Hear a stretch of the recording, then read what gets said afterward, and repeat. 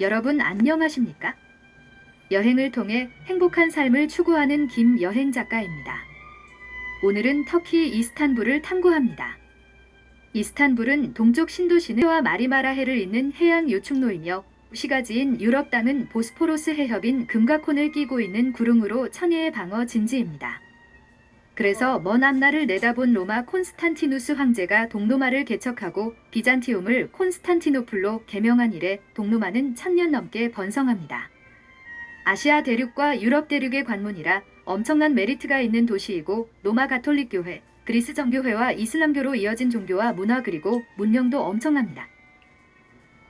저는 이번 순례에서 이스탄불을 시작으로 남쪽으로 향하여 바다 건너 칼케톤, 니케아, 에페스, 안탈리아 그리고 피시디의 안티오키아를 돌았습니다. 성경을 읽은 그리스찬들은 아하 이게 성지 순례 코스구나 하고 이해하실 것입니다. 보통 성지 순례가 아니라 공의회가 열렸던 역사적 도시들입니다.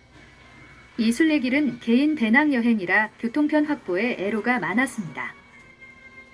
먼저 수도는 아니지만 터키 최대 도시 탐방에서 워낙 방대한 역사와 명소가 많아 두 번에 나누어 포스팅합니다. 구도심 즉 유럽 쪽 이스탄불을 함께 돌아봅니다. 터키는 과거 오스만 튀르크 제국을 이뤘고 동로마 시대의 유적과 찬란한 교회 유적이 많습니다. 개인적으로 이스탄불에 4번 갔기에 단골 호스텔에 묵었습니다.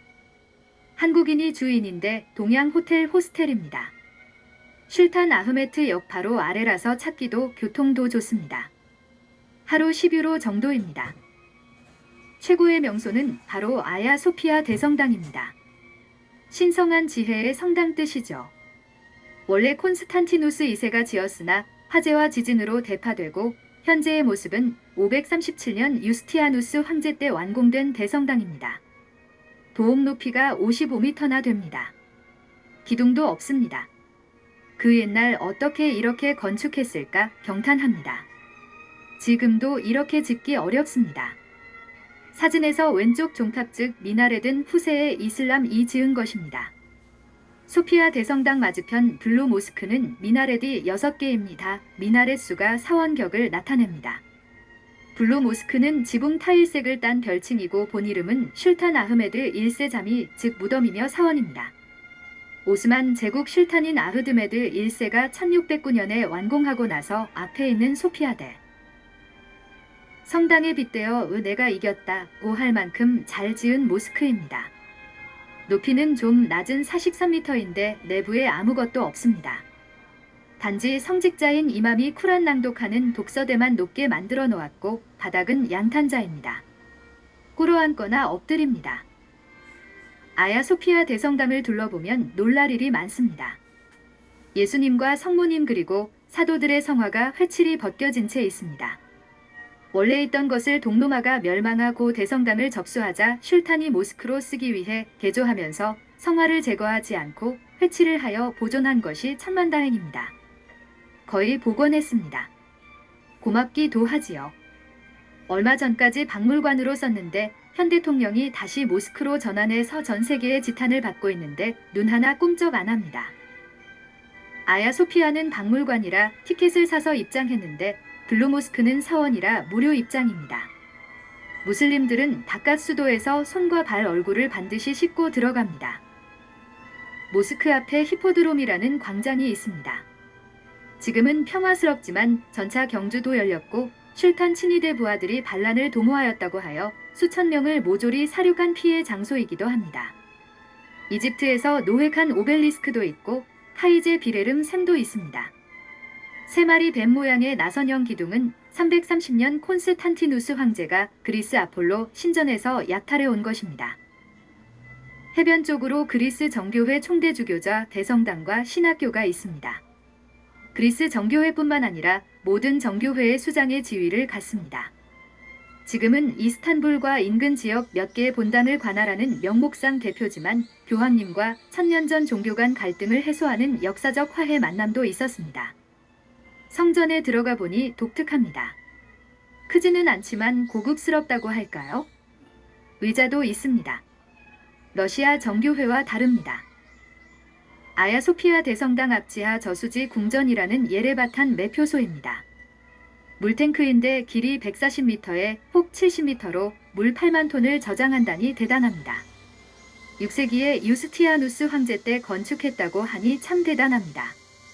수많은 돌기둥은 여러 신전에서 뽑았었고 머리가 거꾸로 옆으로 있는 메두사 머리가 유명합니다.